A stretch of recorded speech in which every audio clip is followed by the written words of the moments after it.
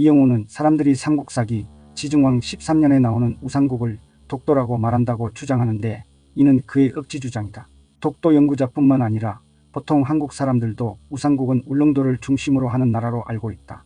이영호는 독도를 반일 종족주의의 상징이라고 주장한다. 그는 조선시대에는 없던 독도에 대한 인식이 지난 20년 사이에 민족주의의 상징으로 급하게 떠오른 것이라고 주장한다. 그러나 그의 주장과 달리 세종실록 지리지는 독도를 우산도라고 기록하고 있으며 울릉도에서 날씨가 맑을 때만 보이는 섬이라고 정확하게 묘사되어 있다. 그런데도 이영호는 날씨가 좋으면이라는 문구를 근거로 우산도가 상상의 산물이라고 주장한다. 그는 우산은 원래 나라 이름이었는데 언제부턴가 섬으로 간주하는 오해가 생겼다며 우산도는 실제하지 않는 환상의 섬이라는 것이다. 이 주장은 일본의 주장과 흡사하다. 본래 우산국은 울릉도 거주자들이 자신의 나라를 부르는 이름이었고 육지 사람은 울릉도라고 부른 것이다. 1412년 울릉도에서 12명을 태운 배가 표류해 강원도 고성 을아진에 도착했다. 그때 그들은 우리는 유산국도에서 왔다. 거기에는 11가구 약 60명이 살고 있다 라고 진술한 기록이 있다. 1438년에는 조선 관리인 혹은 남해와 사직 조민이 무릉도에서 66명의 도민을 데려왔다는 기록이 있다. 이때 울릉도 도민을 모두 육지로 데려오고 울릉도를 무인도로 만들었으며 5년에 한 번 울릉도를 수색하여 지키도록 했다. 울릉도를 부르는 명칭의 변천이 세종실록 지리지에 다음과 같이 기록되어 있다. 우산과 무릉 두 섬은 현해 정동 쪽 바다 가운데 있다. 두 섬이 서로 거리가 멀지 않아 날씨가 맑으면 가히 바라볼 수 있다. 신라 때는 우산국 또는 울릉도라고도 했는데 지방은 백리다. 즉 신라시대에는 독도와 울릉도를 우산국이라고 통칭했다는 것이다. 이영호는 조선 고지도 여러 장을 거론하면서 독도의 위치를 문제 삼았다. 거기에는 독도가 없거나 울릉도 서쪽에 그려진 것도 있고 남쪽에 그려진 것도 있고 동쪽으로 이동했다가 마지막에는 동북쪽에 그려진 것도 있는데 이것을 문제 삼는 것이다. 그러면서 지도마다 우산도의 위치나 크기가 다르므로 독도는 실제하지 않는 환상의 섬이라고 주장한다. 그런데 조선 고지도를 보면 나라에서 만든 지도가 거의 없다. 심지어 1899년에 발행된 대한전도는 일본인이 만든 것이므로 정확도가 떨어지는 것은 어쩔 수 없다. 이영호는 조선 왕조가 울릉도에만 관심이 있었으며 우산도에는 하등 관심이 없었다고 주장한다. 하지만 이는 잘못한 것이다. 1694년 조선에서는 장한상을 울릉도로 보냈고 그는 독도조사 기록을 울릉도 사적이라는 글 속에 남겼다. 숙종실록에는 1696년 5월 안용복 일행이 울릉도와 독도로 건너온 일본인들을 쫓아냈다는 기록이 나온다. 또 대마도주의 아버지 소요 시자네가 울릉도와 독도를 조선 영토로 인정하였다고 기록하고 있다. 영조 46년 왕명으로 편찬된 동국문헌 비고의 여지고에는 우산도가 현재의 독도임을 명기하고 있다. 이후 작성된 만기호람과 정보문헌 비고에도 독도 기록이 있다. 일본 정부도 독도가 조선 땅임을 인정했다. 1877년 메이지 정부의 행정기관인 태정관은 태정관 지령문을 통해 울릉도와 독도가 일본 땅이 아님을 기죽도약도라는 지도를 첨부하여 각 부처에 알렸다.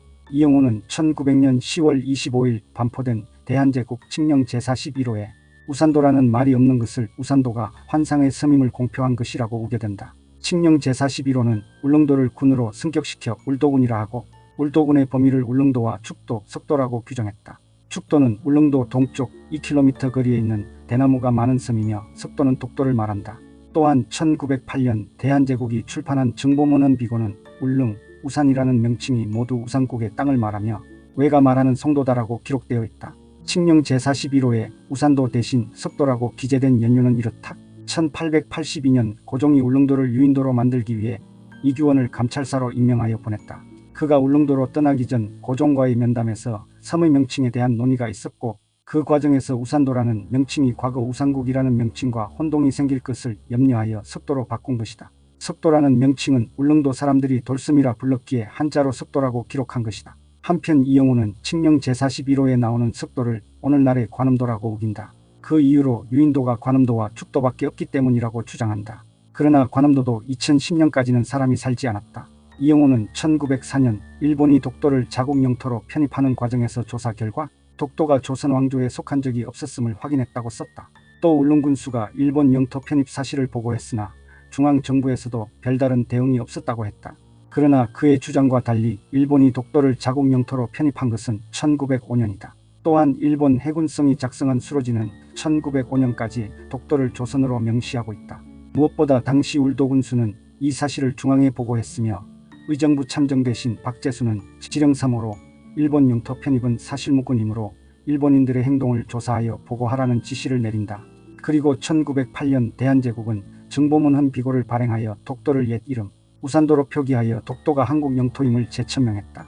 이영호는 독도가 역사적으로 한국 영토임을 증명할 증거가 하나도 존재하지 않는다면서 일본의 주장을 그대로 반복한다.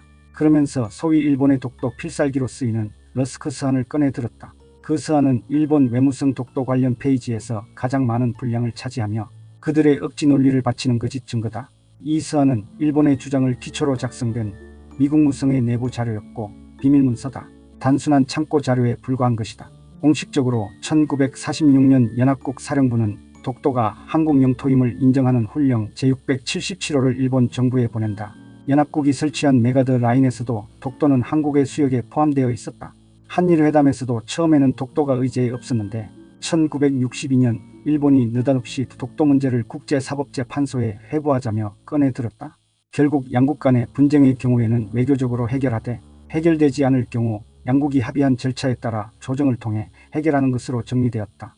이후 일본은 독도 문제를 분쟁이라 주장하고 한국은 분쟁이 아니라고 주장하고 있다. 이영호는 역대 한국 정부와 달리 노무현 정부가 2003년부터 독도에 대해 공격적으로 나와 상황이 달라졌다고 주장한다.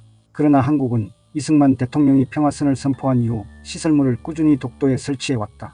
1981년부터는 주민이 독도에 거주했으며 1997년에는 제반시설 공사를 하고 입도 허가제를 실시했다.